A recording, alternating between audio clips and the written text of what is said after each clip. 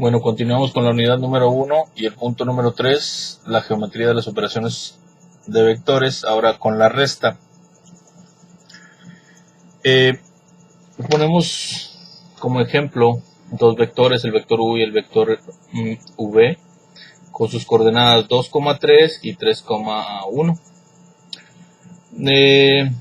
Procedemos a restar el primer vector, que es u menos v.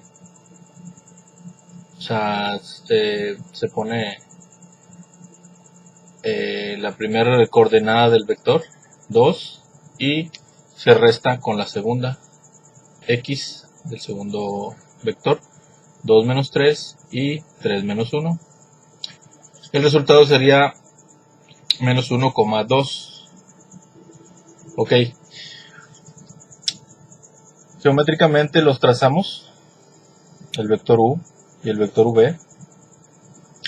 Y este vector lo trazamos en esta parte de aquí, que es el vector u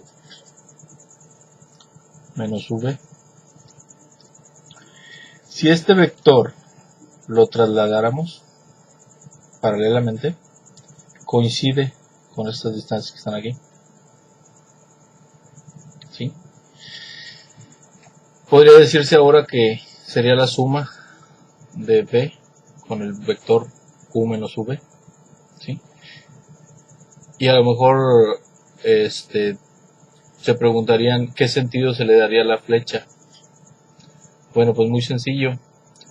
Procedemos a hacer la operación de la suma, que es el vector v más u menos v. El v positivo con el v negativo se va y queda el resultado de igual a u. Entonces la flecha queda apuntando hacia el vector u, que en este caso el primer vector siempre va a apuntar la flecha. Ok, eso es todo del punto número 3. Ahora continuamos el punto número 4, que son operaciones con vectores y sus propiedades. Aunque aquí se explicó geométricamente, prácticamente está explicado lo que viene siendo suma, resta y multiplicación. Ok, ahora sigue el tema número 4 de la unidad 1, que son operaciones con vectores y sus propiedades. Las operaciones con vectores pues son la suma, la resta y la multiplicación. Esas son las operaciones básicas. Las propiedades de la suma y la resta, la primera es la conmutativa, que nos dice que vector a por el vector b es lo mismo que el vector b por el vector a. La asociativa nos dice que la suma de un vector a más b más otro vector c es lo mismo que tener un vector más la suma del vector b más c. El elemento neutro en la suma viene siendo el vector más el 0, da el mismo vector. En la multiplicación, el resultado de multiplicar un escalar k por un vector v, expresado analíticamente k por b, es otro vector con las siguientes características. Tiene la misma dirección que v, su sentido coincide con el de v si es un número positivo y es opuesto si k es negativo. Las propiedades, la conmutativa. Un escalar por un vector es igual a multiplicar el vector por el escalar. La propiedad distributiva consiste en multiplicar el escalar por el vector v más el vector u, que es lo mismo multiplicar el escalar por el vector v más el escalar por el vector u. El elemento neutro de la multiplicación viene siendo el número 1. 1 por el vector es igual al mismo vector. El elemento simétrico, menos 1 por el vector, nos da el vector negativo. Bueno, hasta aquí el punto número 4 de la unidad 1.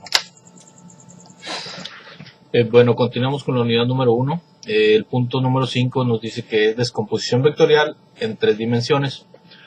En 2 dimensiones nada más tenemos el eje X y el eje Y. En 3 dimensiones tenemos un eje más, que es el eje Z. Para apreciar mejor la descomposición vectorial en 3D, se dibuja un cubo. Imagínense un dado o un cubo, ¿sí? de 4 lados.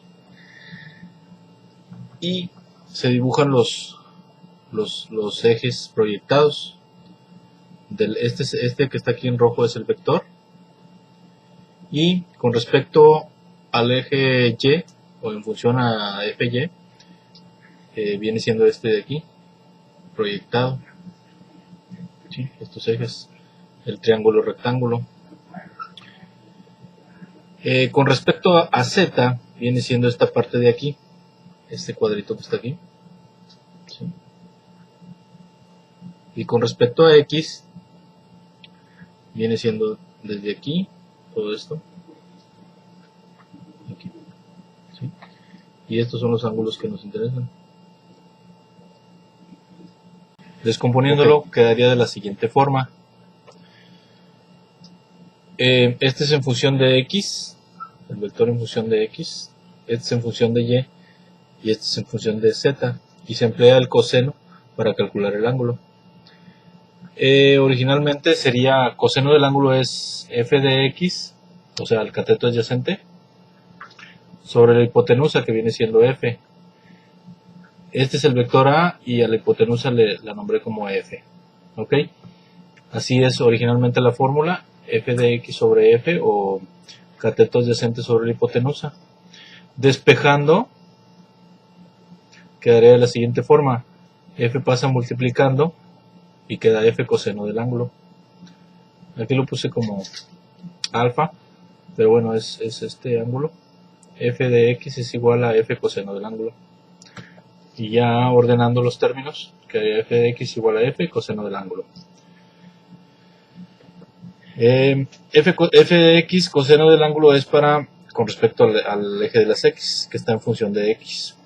Sí, con respecto a y, pues obviamente es f de y es igual a f coseno del ángulo, yo lo llamé beta, para calcular el ángulo. Y con respecto al eje de las z, sería en función del eje de z, fz.